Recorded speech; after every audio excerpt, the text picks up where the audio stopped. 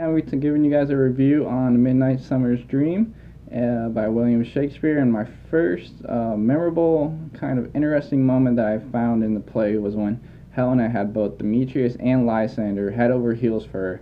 And I found this weird because Helena is the one who followed Demetrius into the woods, is madly in love with Demetrius, and the first time he gives any type of glimpse of love and affection for Helena, she thinks something strange is happening. So I didn't really think Helena would not give in to Demetrius right away. So I found that kind of weird. And then to go on from this, some of the themes I found in the play was love and sacrifices, where Hermia had a big ultimatum whether to marry Demetrius or to be executed or to even be a nun. So she had a lot on her plate, and ultimately this led into the second theme where it was rebellion.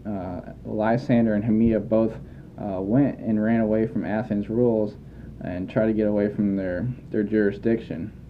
And lastly, the theme that I last saw was oppression of women, and this can be seen with Hermia not being able to make her own decision on who she marries. It was also weird to see a play within a play.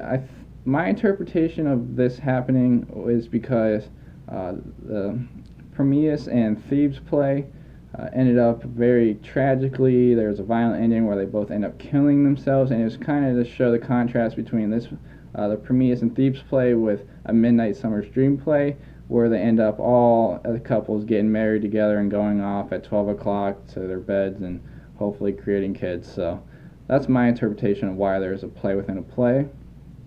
As also, there's a big difference between the role of women and their power in the fairy world as well as in Athens.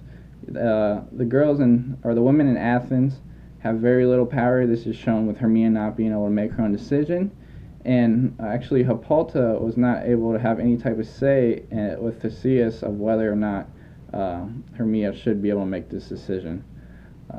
Contrasted to the fairy world, Titania had a lot of power. She had, first of all, the Indian child over Oberon, which I think was an example of her power, and she had her servants that would follow her and do anything she said. To end up, some questions I had was, why was Demetrius not as hard on the decision to let Hermia and Lysander marry and Demetrius and Helena marry? Why wasn't he more strict on that decision? He seemed to just, oh, let's go, you guys can get married now since you guys fall in love, and not take any repercussions where Aegeus actually wanted Hermia to marry Demetrius.